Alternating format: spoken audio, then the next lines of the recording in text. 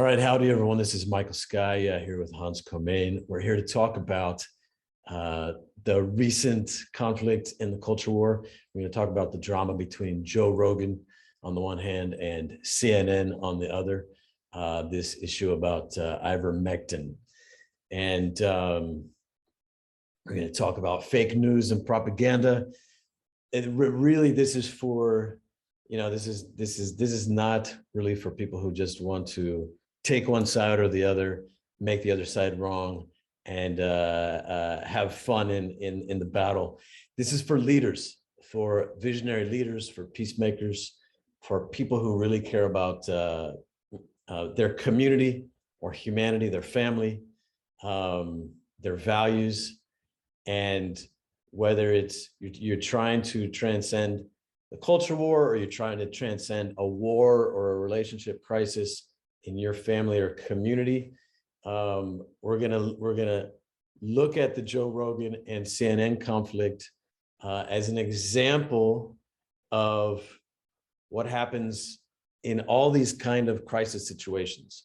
And Hans, one way of thinking about a crisis is the more that you try to resolve it, the worse it gets.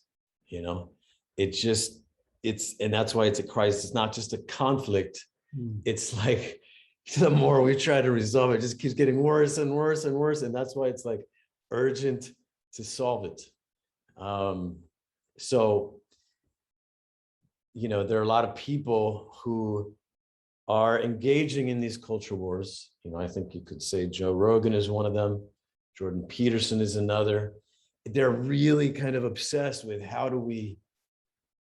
what are we going to do here? Because you can see that it's getting worse and worse. It's escalating. And this could turn into civil war. This could turn into actual war. This could turn into tyranny. There's the sense of threat and violence can escalate. And Jordan Peterson often says that, one of his big inquiries that he's been on in his life is trying to figure out how could regular people, and in particular, like the German people, how could people become so ideologically possessed that they could participate in atrocities while thinking they're good people? And one of the warnings that he gives is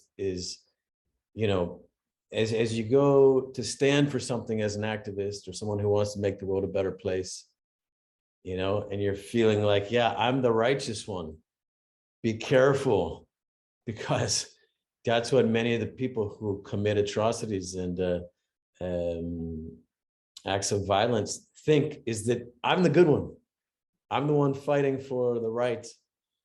And so it's for these people who grapple and wrestle with these kinds of challenges that this video is for. So inside of this video, I want to share a bit about one of the tools that both Hans and I use as we work with people and leaders to resolve conflict in relationship and community. It's called the honor window. We're going to talk about it a bit. We're going to show a very simplified version of it.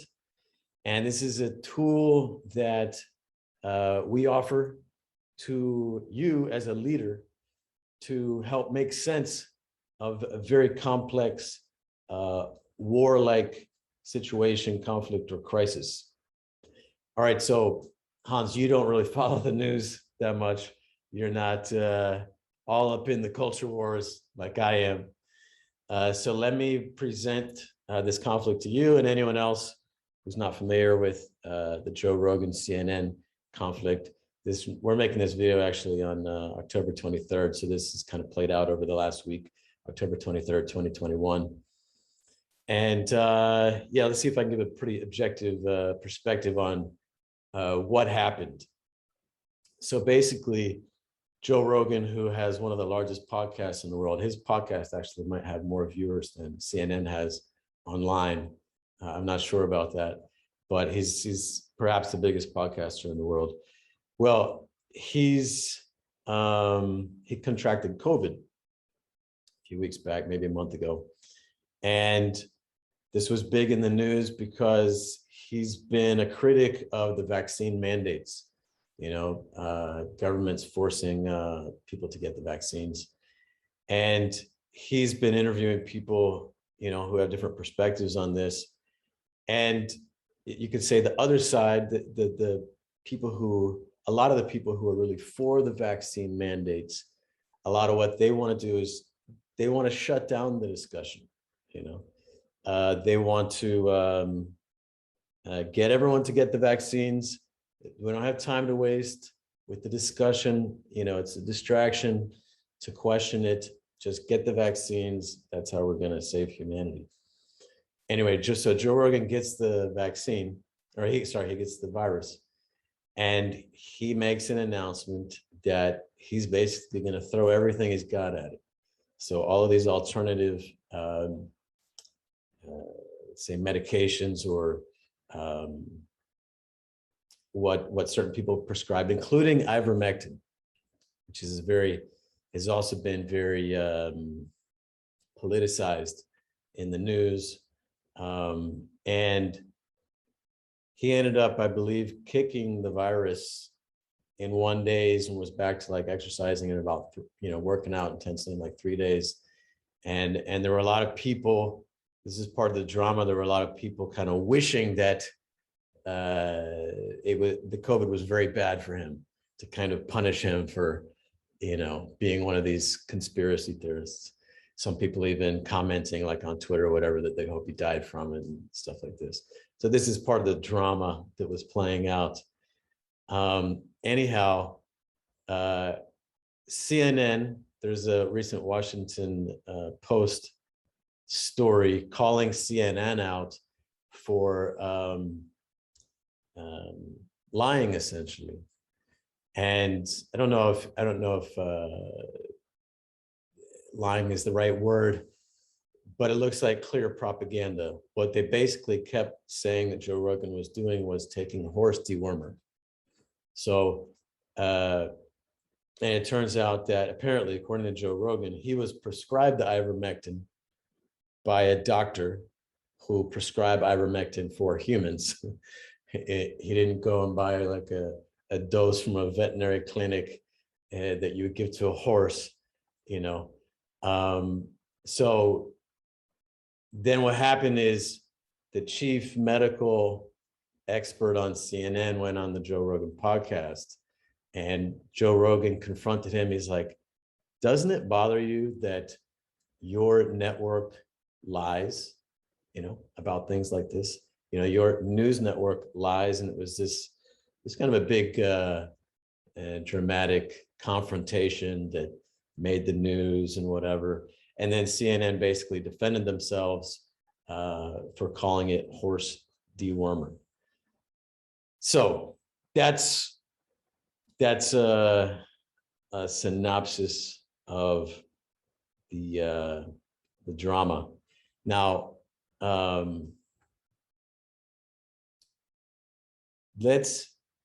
what I'd like to do is take a look at this from the perspective of CNN, who, if you read their rebuttal or their defense about calling it horse dewormer, what does it mean, horse dewormer? Get rid of worms in horses. Okay. Yes. And I think it's one of the uses for ivermectin in humans has been the same kind of a thing, to deal with parasites. I don't want to get into the specifics of ivermectin, the science, all of this. I more want to focus on the dynamics of the culture war, and then use this as an example to look at crises in relationship, leadership, challenges. So I want to assume here good faith on the part of CNN. Okay.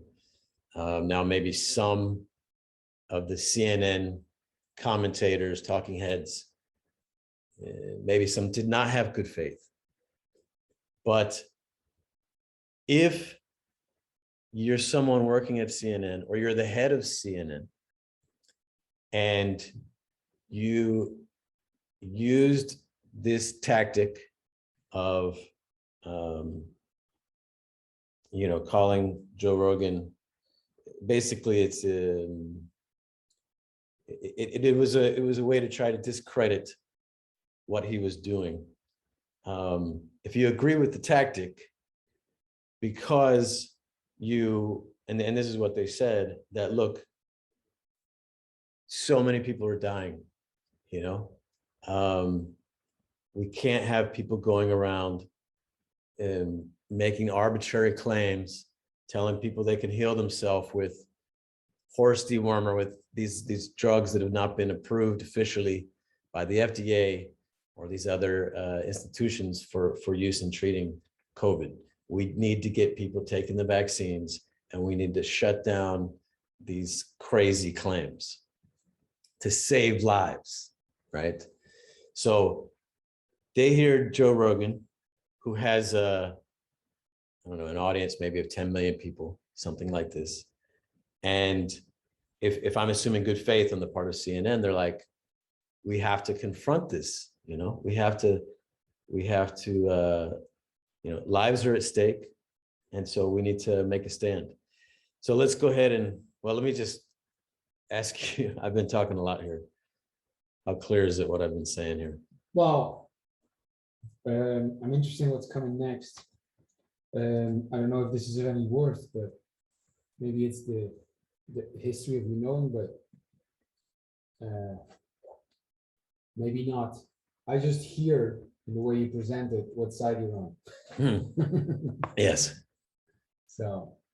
Yes, let me reveal my bias. I mean, I don't think that Joe Rogan's claim is that ivermectin works. This is what everyone should do. But and we'll get into this, but I think Joe Rogan's issue is that as a news organization, as someone people are turning to, how can you spew propaganda like this? In a sense, there's great similarities between what each side is saying. CNN is saying that Joe Rogan is spreading dangerous things. Joe Rogan is saying that CNN is spreading dangerous things. Or, yeah, so. I'm sure they call each other propaganda. Yes. And it's the nature of any war. Propaganda is a tool, right? So how do you get a good person who's volunteered to be a soldier to go and kill other humans? If he has a conscience, if he can see, hey, this other person is a human too. Maybe they have children. They also have a family. How do you get this person to go? And it's been shown to be one of the challenges that an army deals with is a lot of times, it has a name for this, what happens is the soldier will go out and they'll shoot above the enemy. Not like they're trying to miss the enemy, but they will just completely not lock onto and kill the enemy. And there's something psychological there, this phenomenon. Anyway, so how do you get this person to go and do what they would normally not do, which is kill another human being? Well, propaganda is one of the obvious tools. If the other side are, like what the Nazis called the Jews, I'm not even thinking like rats, cockroaches, whatever. If, the other side are towel heads and terrorists and whatever, then the Americans can go more easily kill the teenage boy on the side of the road in Iraq who looks a bit sketchy. So propaganda is a tool of war. And it's a tool, it's also what we do in divorce. Each side builds a case against the other. And so yes, propaganda on both sides. All right. Okay, so I'm going to go ahead and share my screen here. You see that, Hans? Yes. All right.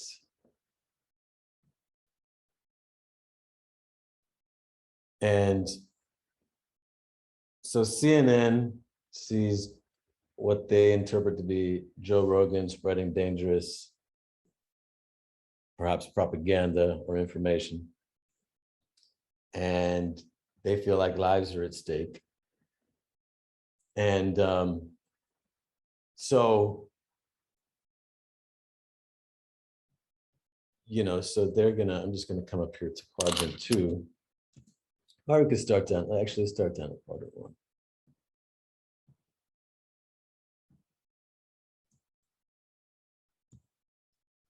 They could say, this is in their perspective. Joe Rogan is dangerous. He's a conspiracy theorist.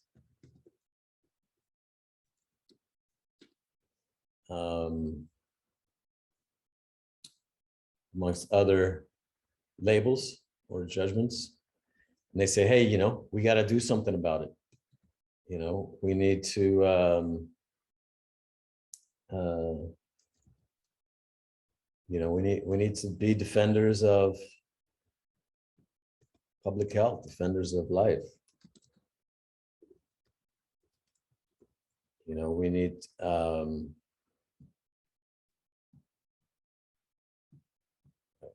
just going to keep this really simple.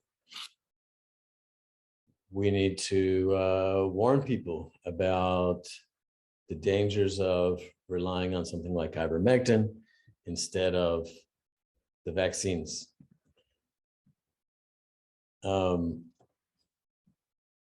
So this, let me see. All right. So in their world, in the world of CNN, this is what it looks like. Joe Rogan is a dangerous conspiracy theorist, and they are the defenders of the public health. They're helping to save lives. Now, in Joe Rogan's perspective, okay, actually, let me go to this. So Joe Rogan is a dangerous conspiracy theorist. We are defenders of public health. We need to do something. Let's tell people that Joe Rogan is a conspiracy theorist, spreading dangerous untruths and taking horse dewormer, right? This is, you could call this propaganda, because it's a way of telling the story that's going to lead people to look down on Joe Rogan. Is okay. So you're saying that what we're really talking about is calling ivermectin horse dewormer. Yes. Okay. Horse dewormer and Joe Rogan, a conspiracy theorist and dangerous. Like it's all part of the narrative about Joe Rogan taking ivermectin. So, and they feel very justified in doing this. Hey, look, this guy is the dangerous one. This guy's the one spreading false information. We need to warn people so we can save lives. And they can rationalize, well, it is true. Ivermectin is used as a horse dewormer. So they have a kind of defense there for themselves morally. Now, in Joe Rogan's world, it is used as a horse dewormer, no? It is. Okay. Yes. But you could also say that penicillin is used for horses, and you could brand, so you see someone taking penicillin, like, why are you, look at this guy, he's taking something used for horses, It's that kind of a thing to have to discredit and have people distrust him as an authority source. All right, now we come down to Q3. This is the honor window diagram, very simple version of it. The Q is quadrants, no? Yes. Joe Rogan would see CNN saying that they're standing for being defenders of the public health. And he would say, you guys are liars. Mhm. I'm not taking horse dewormer. This was prescribed by a doctor for humans. I'm a human. And he has this whole defense there of ivermectin. It's a drug that the founders of it were given the Pulitzer Prize. There've been many tests to show its antiviral properties on things like COVID. Was he calling them liars or being propagandist? Yes, he directly said they're lying. Wow. Okay. So maybe he would say liars, but he might also say, that they're spreading. Isn't He might say fake news. uh-huh. Might call them fake news. Donald Trump. What's the lie in his view? That it's not horse dewormer?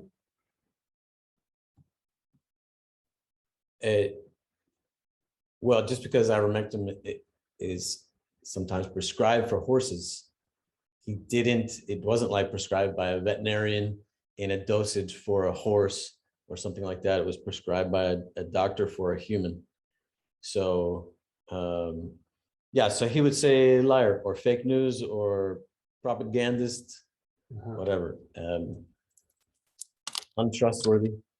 I think his main criticism of CNN is that they present themselves as an unbiased news network, just presenting the facts, but they're clearly spreading propaganda. And he was confronting the Dr. Gupta, who works for CNN. He's like, doesn't it bother you that you work for this news network that claims to be objective and they're spreading propaganda, essentially? Lying. And Joe Rogan. They're different truths, They're different things, propaganda and lying. I'm complete outsider here, So I'm trying to. Lying is telling something that's not true, so to speak. Whereas propaganda is more articulating in a different way to have a certain effect. So even in Joe Rogan, I'm trying to understand what is the lie according to Joe Rogan. Or is that too? Like, I would love to know what he's like, why he's considered that a lie. Did they talk about that or? Well, just only labeling it something that makes him look crazy. Yes. Rather than a more full scope, honest perspective that it's also used for humans. And he was prescribed it in a human dosage by him, that's a lie. Doctor for a human. Yes. Okay. So the thing here is looking for how each side is labeling the other, right? Yes. And looking at where they're coming from. So now, being called a dangerous conspiracy theorist, Joe Rogan might say that he's standing for being honest or looking at all the facts, open-minded,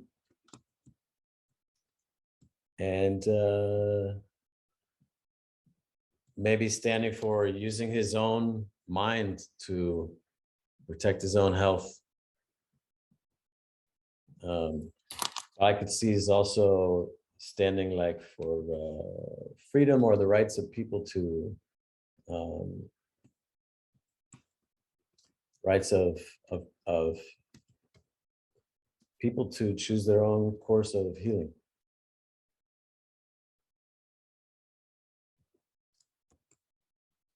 Something like this.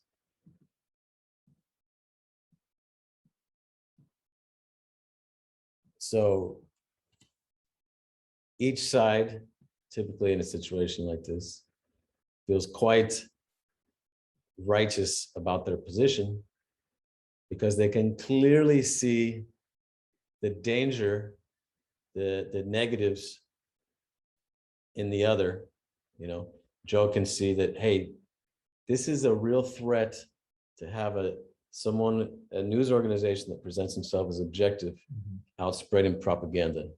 And he might say he's being a defender of the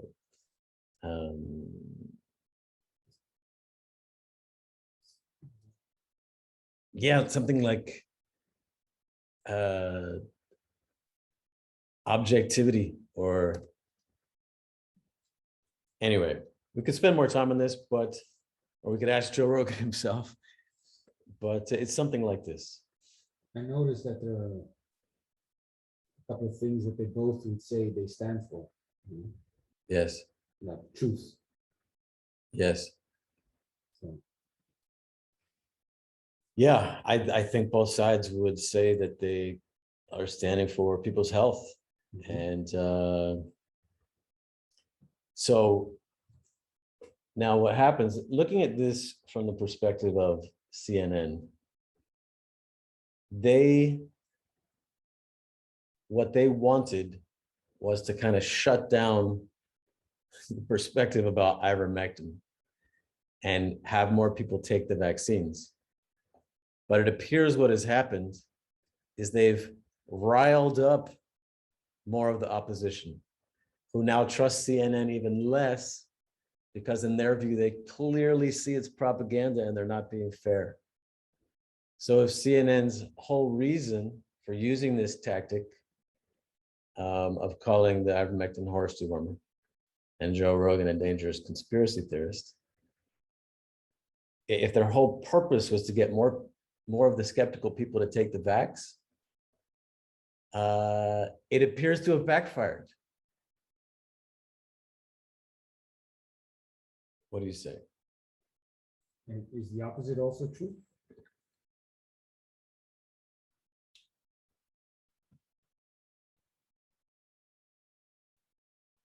Well,